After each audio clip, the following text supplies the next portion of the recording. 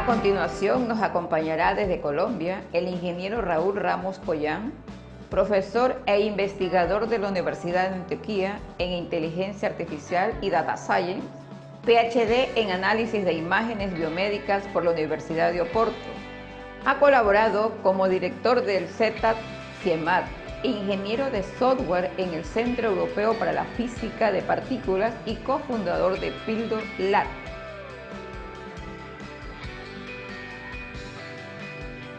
Esta sesión se enfocará en explicar cómo son los procesos para diseñar sistemas basados en tecnologías y métodos de inteligencia artificial y cómo, más allá de cualquier preconcepción, el éxito de su desarrollo e implantación es similar al de cualquier otro proceso de ingeniería y se basa en el conocimiento y control de los distintos componentes del mismo, incluyendo el diseño de datasets, definición de métricas de éxito, implantación en producción, etc.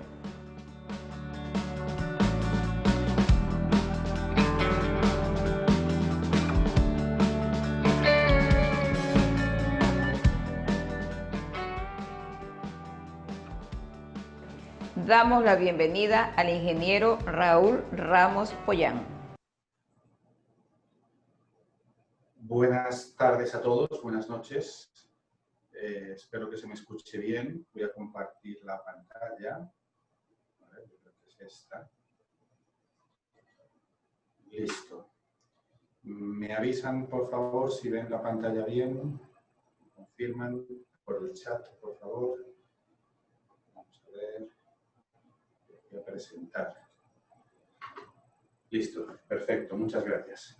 Bueno, pues en primer lugar, yo lo que quería es agradecer a la Asociación Ecuatoriana de Gerentes de Sistemas de Salud pues, la invitación para compartir con vosotros hoy pues un poco la experiencia que uno ha tenido trabajando en inteligencia artificial o en ciertos temas de lo que hoy se dice como inteligencia artificial en los últimos años. El objetivo de esta charla es un poco echar un cable a tierra de qué es, qué tipo de tareas, qué tipo de retos técnicos y hasta organizacionales son los que uno tiene que abordar o entender para poder poner a funcionar sistemas basados en tecnologías de inteligencia artificial. El término en sí, inteligencia artificial, es algo que se usa desde, se acuñó por ahí a finales de los años 50 y a lo largo del tiempo ha tenido muchos significados distintos. Ahí en los años 90 quería decir mucho los sistemas expertos, luego se perdió un poquito de confianza, estos sistemas no funcionaban muy bien y ahora, pues bueno, engloba una serie de conceptos que, dependiendo de con quién hables y de qué hables, es probable que las distintas personas a día de hoy no tengan la misma idea, intuitiva o formal, da igual, de lo que es inteligencia artificial. De hecho, a mí el término, a día de hoy, el término en sí, inteligencia artificial, es un término que es bonito, que es medio sexy. Está bien porque atrae la atención de mucha gente, pero a mi modo de ver es un término que es confuso. Es un término que transmite un mensaje distinto o una expectativa, más que un mensaje, una expectativa errónea de lo que estamos haciendo. A día de hoy, lo que estamos haciendo con todo el conjunto de técnicas, que es lo que se conoce bajo inteligencia artificial, redes neuronales, sistemas en fin, un montón de cosas que hay detrás, Big Data, aprendizaje automático, en fin, todas estas cosas. A día de hoy, esto es un conjunto de técnicas para hacer ciertas cosas.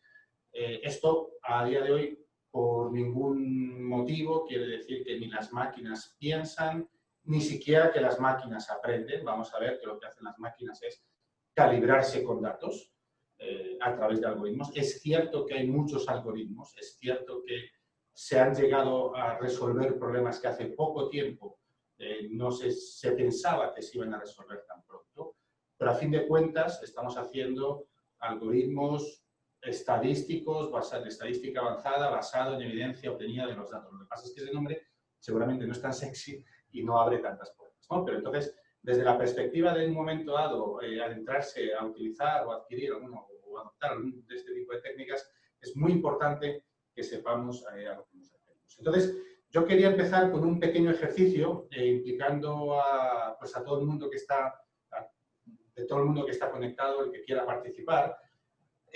Y el objetivo es un poquito calibrar cuál es la idea de inteligencia artificial que tenéis cada uno de vosotros. Entonces, hemos habilitado el chat. ¿No se escucha? ¿Se escucha? ¿No se escucha? A ver. ¿Se me escucha? Sí se me escucha, ¿verdad? Ah, perfecto, perfecto.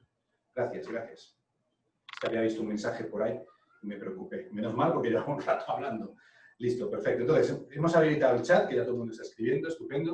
Entonces, yo voy a poner una serie de objetos y os agradecería que cada uno de vosotros, según vuestro entendimiento de lo que en vuestro concepto es la inteligencia artificial, me digáis si cada uno de los objetos que voy a poner en vuestra consideración tiene o no tiene inteligencia artificial. No vamos a definir más en concreto qué es la inteligencia artificial.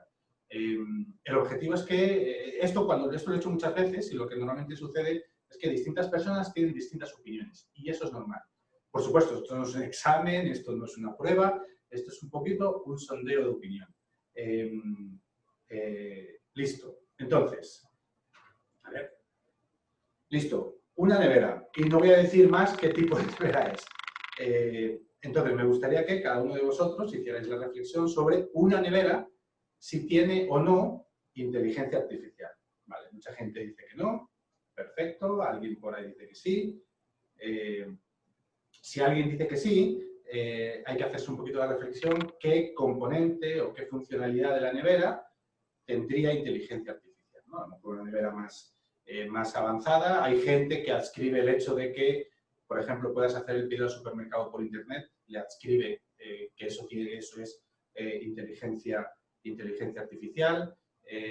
Si mide lo que tiene dentro, etcétera, hay gente que sí que adscribe que es inteligencia artificial. Hay gente que no. ¿Sí? Esto no es un concepto absoluto. ¿Vale? Perfecto. La regulación de temperatura, una nevera básica no. Vale, perfecto. Bueno, muy bien. Esto es un poquito también para animar la discusión. Más. Este es el carro con el cual Google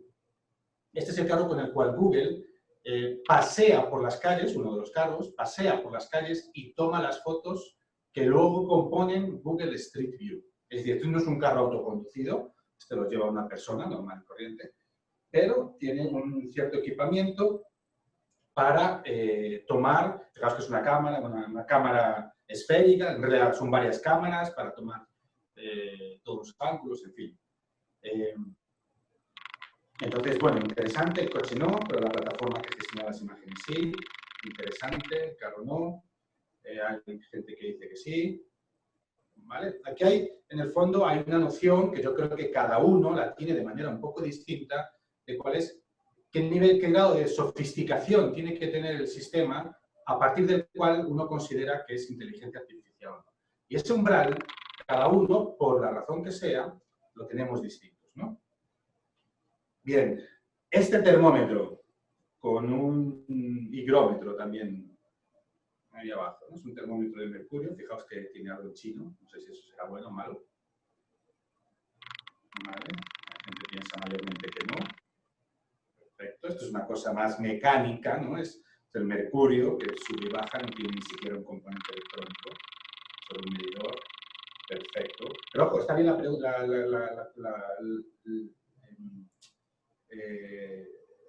la inquietud de que es solamente un medidor, pero bueno, hay componentes electrónicos que también son solamente medidores y hay gente que considera que no tiene inteligencia artificial, ¿no? Un medidor de presión, ¿sí? Este medidor de presión en concreto, ¿no?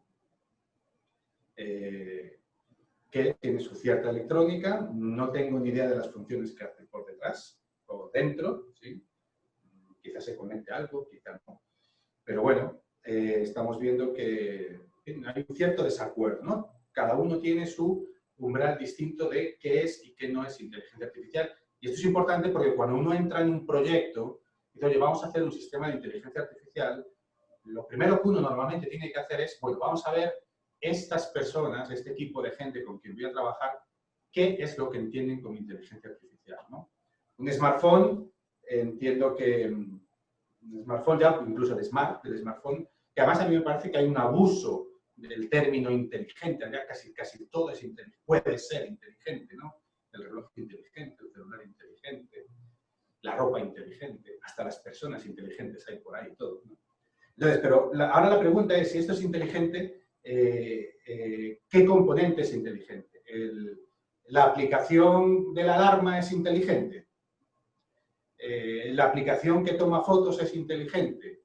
¿La aplicación con la cual del teléfono, que hace la llamada telefónica, no por WhatsApp, sino la llamada telefónica, es inteligente? Entonces es más que una cuestión de hardware, sino de la complejidad del software, ¿no?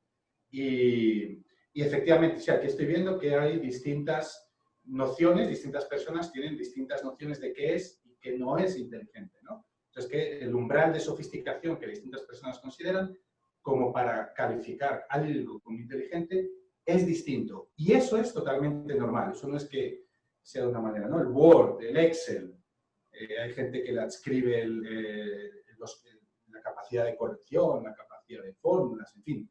Hay distintas personas que adscriben distintas cosas, ¿no? Y esta calculadora es inteligente. Fijaos que tiene hasta un panelito de recarga solar y todo, ¿no? Vale, aquí suele haber bastante consenso de que esta calculadora no es inteligente. Bueno, yo quería mostrar muy brevemente el término de inteligencia artificial, solución en 50 y poco. El perceptrón fue uno de los primeros algoritmos, que es el algoritmo que está detrás de las redes neuronales que reconocen caras en fotos, vuestra voz en el celular, etc. El perceptrón que se generó en esa época, ahora mismo las redes neuronales tienen millones de perceptrones. En la época se inventó el perceptrón y se hizo un perceptrón físicamente, que estaba hecho con ruedecitas, ¿no? Con potenciómetros. Tenía 400 potenciómetros. Ahora las redes neuronales tienen millones, ¿no? Y esto que veis era físicamente el perceptrón, ¿no? Esto era físicamente el perceptrón.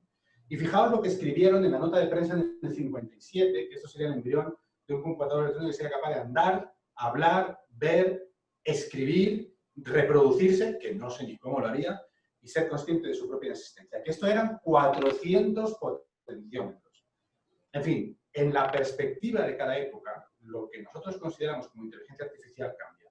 Es más, si veis la definición que tiene Wikipedia de inteligencia artificial, esto es una parte de la definición, no porque sea referencia muy consensuada ni nada, pero bueno, es una fuente a la cual va mucha gente, pero fijaos que incluso en Wikipedia la propia definición dice, bueno, según las máquinas se vuelven más capaces, cosas que se pensaban que eran inteligencia artificial ya se van quitando de la definición porque son más comunes. Entonces, yo con todo esto, el ejercicio, un poco pues por también hacer participar a todo el mundo, pues agradezco mucho también el hecho de haber participado en el chat, es un poco para qué poner una palabra de prudencia y de caución cuando hablemos de inteligencia artificial. De hecho, está, de manera general, el término inteligencia artificial se refiere a hacer máquinas que hagan lo que hacemos los humanos. Eso, a día de hoy, eso es motivo de películas de ciencia ficción y de, a lo mejor, discusiones filosóficas, pero eso no es lo que estamos haciendo hoy en día y yo creo que estamos muy lejos de tener las capacidades de hacer eso hoy en día. El término práctico que podemos sacar, hacer sistemas, aprovechar datos, explotar datos, generar valor en ciertos contextos, es lo que se entiende como inteligencia artificial restringida, que es vamos a resolver problemas muy concretos en los cuales tenemos unos datos muy concretos y tenemos unos algoritmos muy concretos que tenemos que entender cómo los ponemos a funcionar con esos datos y en este contexto, ¿no? Entonces, por eso a mí de manera general no me gusta mucho usar el término inteligencia artificial porque la gente empieza a decir, no, es que las máquinas van a aprender, nos van a quitar los puestos de trabajo, etc. Eso no es así.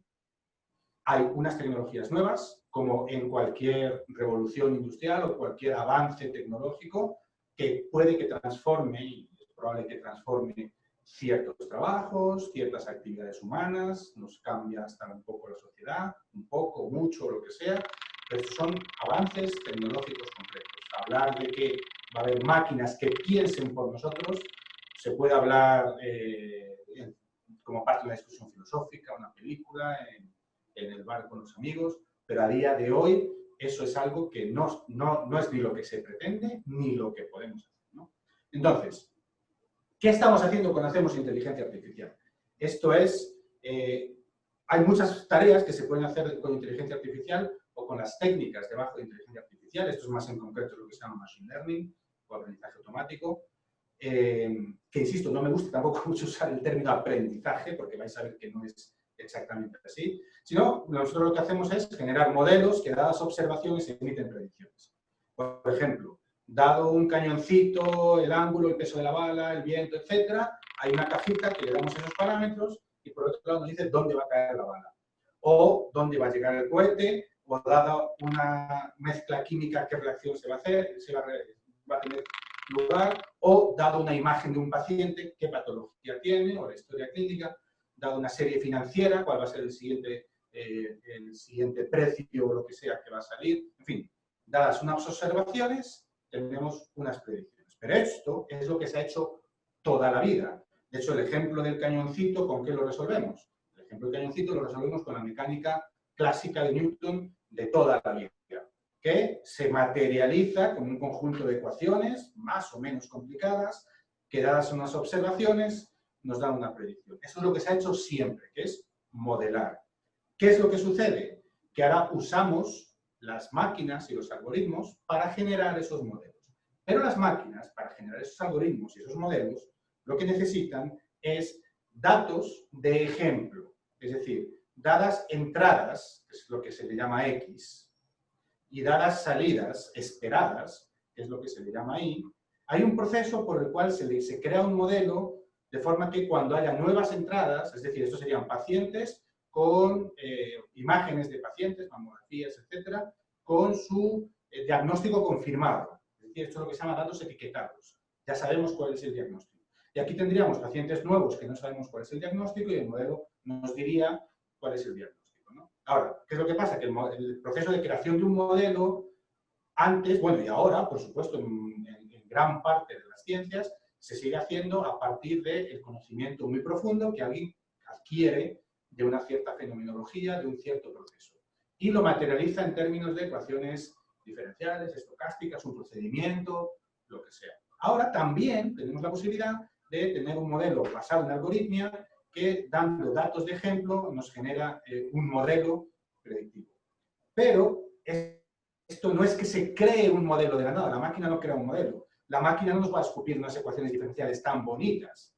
No, no, no. La máquina lo que hace, para que esto funcione, a la máquina nosotros tenemos que decir, oye, ¿cuál es la plantilla de modelo que queremos usar? Ah, una red neuronal con tantas neuronas, etc. Ah, un support vector machine de no sé qué. Nosotros tenemos que definir esa plantilla de modelo. Tenemos que definir cuáles son los datos con los cuales nosotros vamos a entrenar el modelo, y en realidad el modelo no aprende, no se genera desde cero. El modelo lo único que hace es calibrarse con los datos. Esto es lo único que hace. Y esto va a funcionar tan bien o tan mal en tanto en cuanto nosotros entendamos que este proceso es así y gestionemos de manera adecuada cada uno de los componentes. Es decir, si nosotros no hacemos un buen trabajo diseñando nuestros datos de entrada, diseñando nuestros pacientes con diagnósticos confirmados, no son representativos de nuestra población, por mucha máquina, por mucho algoritmo, eso no va a funcionar. Si nos equivocamos en la plantilla del modelo, eso no va a funcionar. Si nos equivocamos en los recursos computacionales que dedicamos y las arquitecturas computacionales que usamos para esto, no va a funcionar, ¿no? Y hay muchas sutilezas en todo este proceso por el medio, ¿no? Representatividad de datos, particionamiento, remuestreo, en fin, hay un montón de cosas. Entonces, esto no es que la máquina aprenda de la nada, no, esto es un proceso de ingeniería que usa datos, una algorítmica y plantillas de modelos para generar algo. Y nosotros, eso va a funcionar tan bien o tan mal como que nosotros sepamos hacer cada uno de estos pasos, ¿no? Entonces, en este contexto yo os quería poner un par de ejemplos para que veáis el tipo de consideraciones que uno acaba haciendo en este tipo de proyectos. Entonces, esto es una demo que tengo por acá. Esto es un proyecto de demo que hicimos, de demostración que hicimos hace un tiempo. Pusimos un algoritmo a pasear a través de Google Street View por cierta parte de las calles de Madrid. Entonces, fijaos que aquí tengo el mapita de Madrid y estos son los puntos en los que se paró el algoritmo, ¿no? Entonces, en cada punto, el algoritmo tomó una foto al frente, a la izquierda y a la derecha, que son las tres de arriba. Y cogimos un modelo de detección de objetos que existía, que estaba ya entrenado y todo, ni siquiera lo hicimos nosotros, y simplemente se lo pasamos a las fotos. Entonces, en cada foto veis que tenemos una detección de ciertos objetos, ¿no? Y como estas tres fotos son relativas a un cierto punto de Madrid, y en este punto sabemos que hay, aquí está aquí arriba, creo, vamos a ver, que hay una mochila, 8 carros, 27 personas, etc., ¿no? Eso es lo que sabemos que hay ahí. Entonces, en cada punto tenemos una cuenta de objetos y podemos ver por dónde están las personas, que son las calles más peatonales de Madrid, por dónde están los carros, las motos, por ejemplo, las bicis, y aquí pues descubrimos que hay un parqueadero de bicis, por ejemplo, que es este de acá. Vale. Pero bueno, luego suceden cosas. Esto es un modelo que nosotros ya hemos escogido. Este modelo sigue el mismo proceso del que estamos hablando, ¿no? Este modelo sigue este mismo proceso. Alguien le ha dado ejemplos de datos. Ejemplos de datos que son imágenes donde te dice dónde están las detecciones que nos gustaría que el modelo sacara, ¿no? Entonces, ese modelo fue entrenado con un dataset que se llama el Coco Dataset. Este es un dataset, que si miramos aquí, lo exploramos un poco, tiene 123.000 imágenes con 800 y pico mil objetos, y aquí vamos a hacer aquí una búsqueda de imágenes que tengan estos tres objetos, ¿no? Y ahora en cuanto salga, fijaos que, bueno, estos son los objetos, es decir, aquí hubo personas, fijaos que esta es la imagen original, esta es la imagen original, esta es la imagen original, y esta es la anotación que alguien hizo por encima de la imagen, ¿no? Es decir, estas son las imágenes, digamos que el X es esto, y el Y son estas anotaciones, estos contornos, ¿no? Entonces, aquí ha tenido que venir alguien a dibujar estos contornos. Esto es un trabajo manual que se ha hecho. Entonces, todos estos contornos, fijaos que son 120 y pico mil imágenes, 800.000 objetos, es decir, esto es un trabajo bastante importante, ¿no? Pero fijaos que a la gente que ha hecho este trabajo hay que darle las instrucciones de lo que tiene que anotar. Entonces, alguien dijo, bueno, vamos a anotar todos estos conjuntos de objetos y estos en concretos. Y aquí hay una consideración muy importante, incluso en el ámbito médico.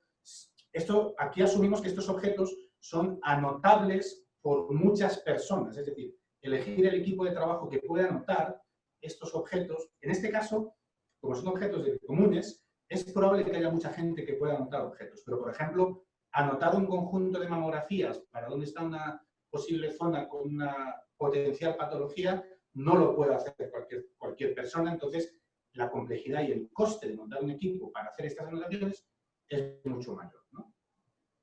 Bien, y entonces aquí nos pasa una cosa. Fijaos que por aquí de repente sale, a ver si lo encuentro, aquí hay un sports ball que aparecen en ciertos lugares, ¿no? Que los sports son como pelotitas de fútbol. Es como raro, ¿no? Es decir, ¿o están jugando al fútbol o algo? ¿O qué pasa, no? Entonces, si lo miramos, en realidad las pelotitas que estamos viendo, lo que se ve son, fijaos, estos volardos. Bueno, aquí se me va un poco la imagen, pero fijaos, son estos volardos, que no son pelotitas, pero que el modelo los está detectando como pelotitas, ¿no? ¿Por qué los detecta? Pues porque son similares, etcétera, ¿sí? Pero claro, ¿por qué no los detecta como volardos? Pues porque a la gente que se le dio las instrucciones para anotar el dataset no tuvo instrucciones para detectar volardos. Y entonces me dice, bueno, hablando aquí, yo qué sé, con la Secretaría de Movilidad, con alguna entidad, con alguna empresa de movilidad, no lo sé, y me dicen de construcciones, me dicen, no, pero necesitamos que en las imágenes los volardos se detecten como volardos. Lo necesitamos, tiene que ser así. ¿Qué deberíamos de hacer? ¿Cuál sería el primer paso? Este modelo no nos vale, porque por muy bonito y muy bien que esté para esos objetos, no está hecho para volar. Lo primero que debemos hacer es una campaña de adquisición de datos y etiquetado de datos. Siguiente pregunta, ¿cuántos datos? Ni idea. Hay que empezar, porque la complejidad de los volardos, a lo mejor en distintos barrios de la ciudad son distintos, no sé. Entonces, bueno, habría que hacer una pequeña prueba que sea de bajo coste, a lo mejor que nos lleve 1 o 2 días de anotaciones, nos pasemos otro día generando un modelo y ver si con a lo mejor 500 imágenes, por poner un número, el modelo nos dice algo.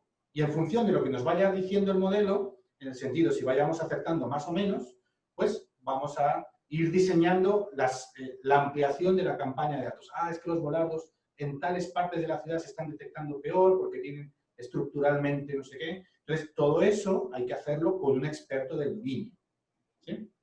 Entonces, bueno, es un ejemplo que os quería poner, pero esto es un proceso real que sucede muchísimas veces de generar modelos predictivos con técnicas de inteligencia artificial. Y como veis, esto no es que la máquina aprenda nada. Nosotros tenemos que definir los procesos por los cuales la máquina va a ejecutar un cierto algoritmo con unos ciertos datos. Y el programador lo programa todo, desde lo que es los algoritmos hasta los datos, hasta lo que es el calibrado, ¿no?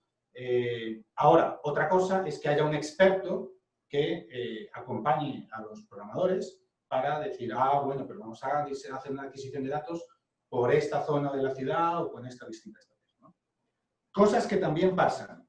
Otro ejemplo de proyecto. Esto fue un ejemplo que hicimos de un proyecto de detección de Alzheimer en TACs. Tenemos el volumen de TAC con los cortes de ciertos pacientes que tuviera o no tuviera Alzheimer, ¿no? Entonces, listo, hicimos un modelo con una red convolucional sencilla, pocas capas, se le daba el TAC por un lado y nos decía si tenían Alzheimer, y llegamos a, bueno, unos 80, 90 y tantos % de acierto, con distintas condiciones, que estaba como bien.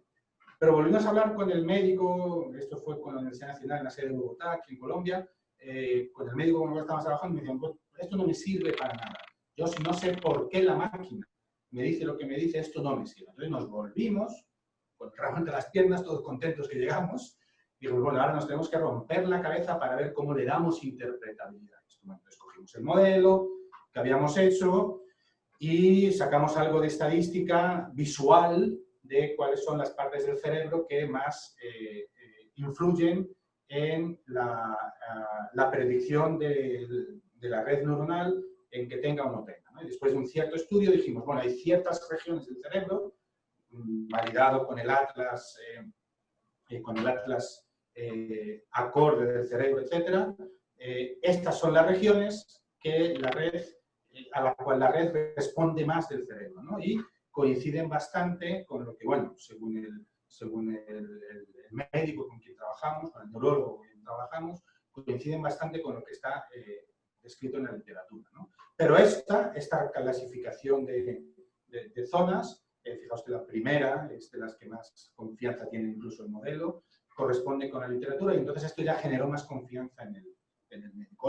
Otro proyecto parecido en ese sentido lo hicimos aquí en Medellín con un equipo de ingeniería civil para medir por imágenes el riesgo sísmico que podrían tener distintas construcciones en todos los distintos barrios de la ciudad, con lo cual, perfecto, tenemos un algoritmo que nos dice si tiene o no riesgo sísmico, pero lo siguiente es por qué tiene el riesgo sísmico, es decir, qué parte de la estructura es la que es causante del cálculo que hace la red neuronal. Y fijaos que no estoy diciendo ni siquiera la decisión que toma la red neuronal, porque la red neuronal no toma ninguna decisión, es un cálculo mayormente determinista, con lo cual es el cálculo que hace la red neuronal.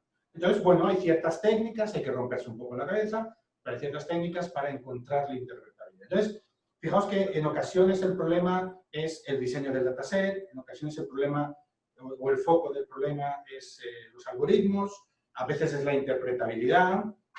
Otros casos que hemos tenido, por ejemplo, en detección de defectos en fabricación, hay otro tipo de problemas. Por ejemplo, detectar si un motorcito tiene una fuga o no por ser aceite. Es una tarea de visión por computadora muy clásica. ¿Cuál es el problema aquí? Que te dan 5 imágenes, no te dan más. Y con 5 imágenes no puedes, estos modelos se entrenan con miles de imágenes, por lo menos, ¿no? Pero es la realidad, es lo que hay. Si queremos tener algo útil en ese contexto, tenemos que trabajar con eso, ¿no? Entonces empezamos a estudiar modelos generativos de imágenes, como por ejemplo con los que se hacen estos fake news, fake videos, fake faces, que bueno, aparte de que se use para eso, que es un poco desafortunado, pero sí se puede usar para generar datos sintéticos en situaciones de small data, pero todo parte de que identificamos que el problema es ese, ¿no? Listo, vamos a ir cerrando la charla. Entonces, simplemente para ya un poco lo que es el proceso de aplicar técnicas de inteligencia artificial, hay muchos aspectos, desde lo que es adquisición de datos, generación del modelo, evaluación del mismo, saber qué estamos mirando y hasta la puesta en producción, ¿no? A veces poner un modelo en una fábrica no es fácil porque no hay físicamente dónde poner a lo mejor la cámara, en un mamógrafo a lo mejor no es fácil integrar el software y esto es un proceso muy iterativo, ¿no? Es decir, como decía antes, desde que tenemos un conjunto de imágenes inicial con el cual abordamos una tarea, adquirimos, en vez de adquirir miles de imágenes, adquirimos unas pocas, vamos entendiendo cómo reaccionan los modelos y vamos generando datasets más grandes en un sentido o en otro, ¿no? Entonces, estos son procesos muy iterativos, ¿no? Cosas que a lo mejor pueden ser también pertinentes en este contexto de salud. Bueno, lo de los entornos operativos que acabo de decir, iterar. Bueno, hay ciertas cuestiones legales, éticas, que incluso todavía no están claras, ni siquiera a lo mejor en ámbitos un poquito más, que llevan más tiempo trabajando con inteligencia artificial que a lo mejor el campo de la salud, que también lleva muchos años. Pero, por ejemplo, si un carro autoconducido tiene un accidente, ¿de quién es la culpa? ¿Del que iba dentro? ¿Del que diseñó el algoritmo? ¿Del que construyó el carro? ¿Del que diseñó el dataset? Esas cosas a día de hoy no están claras, va a tardar tiempo en estar claras, en que estén claras, y igualmente es probable que tengamos que tomar alguna posición práctica al respecto, ¿no? Y lo que comentaba de generar equipos multidisciplinarios, esto de que el experto me diga un poquito por dónde, o generar con el experto la estrategia de adquirir datasets, no es fácil formar equipos verdaderamente disciplinarios. Yo soy ingeniero de sistemas, aunque bueno, llevo mucho tiempo en este campo, pero los ingenieros de sistemas no nos gusta hablar con otras personas que no sean de nuestro campo, es decir, cuando alguien no nos habla en nuestro idioma, nos cerramos, eso no es bueno. Los expertos también tienen que saber hablar con otros. Y esas dinámicas no son fáciles de construir. El hecho de poner un equipo con distintas profesiones dentro, eso para nada va a funcionar de manera automática y ese tipo de cosas hay que cultivarlas, ¿no? Y nada, eso es un poco lo que os quería contar. Yo pues estoy ubicado en Medellín, en Colombia, soy profesor de la Universidad de Antioquia en el área de inteligencia artificial. Estos son mis contactos, encantado de responder a vuestras preguntas aquí o en cualquier contexto, ahí tenéis mi contacto. Agradecer nuevamente a la asociación por la invitación y eso, hasta aquí, y os dejo. Gracias.